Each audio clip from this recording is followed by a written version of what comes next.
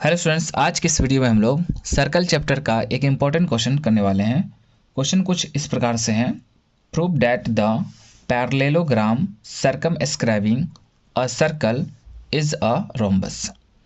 Students, इस question में आपसे कहा जा रहा है कि अगर हम किसी पैरेललोग्राम को सर्कल के ऊपर ड्रॉ करें तो वह दरअसल एक रोम्बस होता है। इसी बात को हमें प्रूफ करना है। ठीक है, तो सबसे पहले हमारे पास जो गिवन है उसको लिख लेते हैं।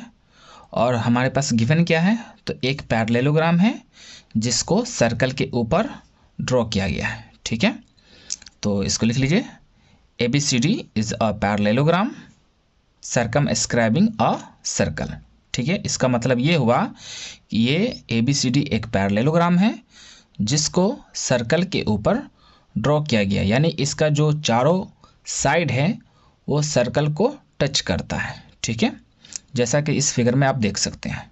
ठीक है, जैसे ये side AB side P point पे सर्कल को टच कर रहा है। ठीक है, और BC साइड Q पॉइंट पे, CD साइड R पॉइंट पे और DA साइड S पॉइंट पे। क्लियर है। अब हम लोग टू प्रूव लिखेंगे। ठीक है, हमें क्या प्रूफ करना है कि दरअसल ये जो ABCD जो पैरेललोग्राम है वह एक रोम्बस है, इज अ रोम्बस। तो हम लिखेंगे ABCD इज अ रोम्बस। ठीक है, यानी ABCD को हमें रोम्बस प्रूफ करना है। अब आ जाते हैं प्रूफ पर। इसमें हमें कंस्ट्रक्शन करने की ज़रूरत नहीं है। ठीक है, तो हम सर्कल का जो सेकेंड थ्योरम है उसका इस्तेमाल करेंगे इसको प्रूफ करने के लिए। और थ्योरम क्या है, वी नो डैट, जैसा कि हम जानते हैं, the lengths of tangent drawn from an external point to a circle are equal। अगर हम किसी सर्कल पर बाहर के किसी पॉइंट से टेंजेंट्स ड्रॉ करते हैं तो वो दोनों टेंजेंट्स का जो लेंथ होता है इक्वल होता है। ठीक है, तो आप देख सकते हैं इस फिगर में पॉइंट A इस सर्कल के लिए एक्सटर्नल पॉइंट है, यानी बाहर का पॉइंट है। उसी तरह से B बाहर का पॉइंट है, उसी तरह से C है, उसी तरह से D है। तो अगर हम A पॉइंट से इस सर्कल पर टेंजेंट ड्रॉ करते हैं तो उस दोनों टेंजेंट का जो लेंथ होगा वो आपस में इक्वल होगा। तो देख सकते हैं कि A पॉइंट से सर्कल पर टेंजेंट AP है और दूसरा टेंजेंट AS है। तो बाय दिस थ्योरम ये दोनों लेंथ आपस में क्या हो जाएंगे, इक्वल। तो इसी बात को यहाँ लिख लीजिए, AP is equal to AS। क्यों हो गया, तो ये जो दोनों टेंजेंट्स हैं वो एक्सटर्नल पॉइंट A से हैं, तो टेंजेंट फ्रॉम A। इस बात को इस तरह से लिख लीजिएगा, इक्वेशन फर्स्ट मान लीजिए इसको। क्लियर है। अब आ जाइए B पॉइंट पे। B पॉइंट भी सर्कल के लिए एक्सटर्नल पॉइंट का काम कर रहा है। तो इस पॉइंट से अगर हम इस पर टेंजेंट्स ड्रॉ करेंगे तो दोनों का लेंथ इक्वल होगा। तो आप देख सकते हैं कि ये दोनों टेंजेंट्स हैं हमारे पास BP और BQ, तो ये दोनों भी आपस में इक्वल हो जाएंगे बाय दिस थ्योरम। तो लिख दीजिएगा BP is equal to BQ। कहाँ से टेंजेंट्स है, तो B पॉइंट से, टेंजेंट्स फ्रॉम B। क्लियर है, इसको इक्वेशन 2 मान लीजिए। अब आ जाइए C पॉइंट पे। उसी तरह से CQ CR के इक्वल हो जाएगा, CQ CR CQ के इक्वल। ठीक है ना, पॉइंट C से टेंजेंट्स है। उसी तरह से DR DS आपस में इक्वल हो जाएगा पॉइंट D से टेंजेंट से सर्कल पर। अब आते हैं, चूंकि ABCD क्या है, एक पैरेललोग्राम है, और पैरेललोग्राम की ये खूबी होती है, उसकी प्रॉपर्टीज़, कि उसके अपोजिट साइड्स यानी आमने सामने वाला जो साइड होता है वो इक्वल होता है। यानी कि AB साइड के सामने कौन है, DC या CD बोल सकते हैं इसको। उसी तरह से यानी ये दोनों साइड आपस में बराबर होगा। उसी तरह से BC और AD ये दोनों आपस में इक्वल होंगे। ठीक है, तो इस बात को इस तरह से लिख दीजिए, AB is equal to CD and BC is equal to AD। क्यों, क्योंकि ABCD एक पैरेललोग्राम है। इसको इक्वेशन 5 मान लीजिए।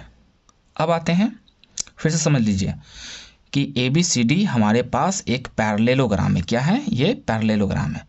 तो इसके आमने सामने का जो साइड होता है वो बराबर होता है, इक्वल होता है। तो आप AB DC को इक्वल कर सकते हैं और उसी तरह से BC AD को इक्वल कर सकते हैं। यहाँ लिख लीजिए उस बात को, ठीक है। अब आते हैं, हमको क्या, दरअसल हमको प्रूफ करना है कि ये रोम्बस है। रोम्बस में क्या होता है प्रॉपर्टीज, रोम्बस भी एक पैरेललोग्राम होता है जिसका ऑल साइड्स इक्वल होता है। तो दरअसल हमको एडजेसेंट साइड्स इक्वल दिखाना है, तो हमें ये रोम्बस प्रूफ हो जाएगा आसानी से। एडजेसेंट साइड जैसे ए बी बी सी के इक्वल दिखा दीजिए, या ए बी ए डी के इक्वल दिखा दीजिए, उसी तरह से बी सी सी डी के इक्वल दिखा दीजिए। इसमें से कोई भी 4 पेयर होता है एडजेसेंट साइड्स का, इसमें कोई भी एक पेयर आपको इक्वल दिखाना है।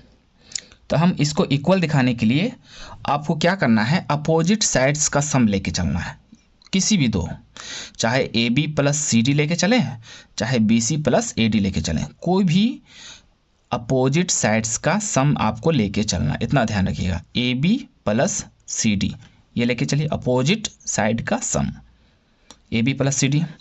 अब ए बी को हम कैसे लिख सकते हैं, A P plus B P लिख सकते हैं, तो यहाँ लिख लीजिए A P plus B P.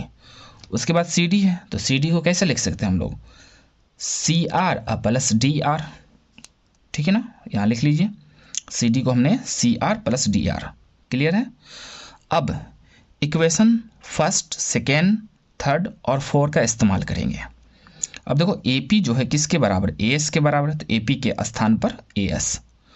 उसी तरह से बी पी बी क्यू के बराबर है, तो बी पी के जगह बी क्यू। उसी तरह से सी आर के स्थान पे सी क्यू है, तो सी आर के स्थान पे सी क्यू, और डी आर के स्थान पे अपने पास डी एस है, तो यहाँ पे डी आर के स्थान पे डी एस। क्लियर है। इसी 4 इक्वेशन का इस्तेमाल करना है सेकेंड स्टेप में, ध्यान रखिएगा।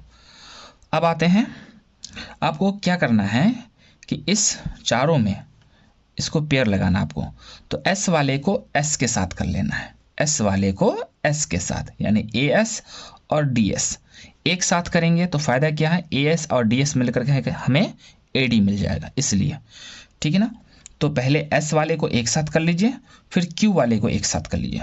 फिर से समझ लीजिए, एस वाले को पहले एक साथ कर लेना है, एस वाले को पहला वाला और चौथा वाला एस वाले को एक साथ कर लेना है, उसके बाद क्यू वाले को एक साथ कर लेना है, ठीक है ना। तो ए एस और डी एस फिगर से देखिए, ए एस और डी एस क्या मिल जाएगा, ए डी मिल जाएगा, तो इसको ए डी लिख लीजिए। और उसी तरह से बी क्यू और सी क्यू हमें बी सी मिलेगा, बी क्यू सी क्यू क्या मिलेगा, बी सी मिल जाएगा, ठीक है। अब आते हैं एल एच एस पे, तो यहाँ आप देख सकते हैं इक्वेशन 5 में देखिए, ए बी किसके बराबर है, सी डी, यानी सी डी के प्लेस पर ए बी रख सकते हैं, ए बी के प्लेस पर सी डी रख सकते हैं। तो फिलहाल हमें ए बी सी डी के प्लेस पे इस एल एच एस में, ये जो एल एच एस दिख रहा है इसमें सी डी के प्लेस पे आपको क्या रखना है, ए बी। तो ए बी तो पहले से है और सी डी के स्थान पे हम रख देंगे ए बी, तो A B plus A B मिलेगा। अब आर एच एस में आ जाइए, आर एच एस में अब देखिए यहाँ पे गौर से देखिए 5 में देखिए बी सी ए डी के इक्वल है, यानी ए डी के स्थान पे आप बी सी रख सकते हैं, ठीक है। तो ए डी के जगह पे आपको क्या करना है, यहाँ बी सी रख देना है, ठीक है। तो इसके जगह बी सी, और ये ऑलरेडी बी सी है। अब बताइए A B plus A B 2ab हो जाएगा, उसी तरह से B C plus B C 2bc हो जाएगा, ठीक है। अब ये दो कैंसिल कर दीजिए, तो बचेगा A B is equal to B C. Clear है। इसको इक्वेशन 6 मान लीजिए। अब आइए यहाँ पे फ्रॉम 5 and 6, 5 and 6, 5 ये वाला स्टेटमेंट है पूरा और 6 ये है हमारा, ठीक है। अब देखिए 5 में ए बी सी डी के इक्वल है, तो हम C D equal to A B कह सकते हैं, तो C D equal to A B. Clear है। देखिए C D equal to A B, तो इसको लिख लीजिए C D equal to A B. अब देखिए 6 से ए बी किसके इक्वल है, बी सी के, तो A B equal to B C, और बी सी इक्वल है यहाँ से देखिए किसके, ए डी के, इक्वल टू ए डी। अब इस तरह से हम देख सकते हैं कि चारों साइड क्या है, इक्वल हो गया है इस पैरेललोग्राम एबीसीडी का, इसलिए हम कह सकते हैं कि यह एक रोम्बस है। Hence ABCD is a rhombus. Thank you very much.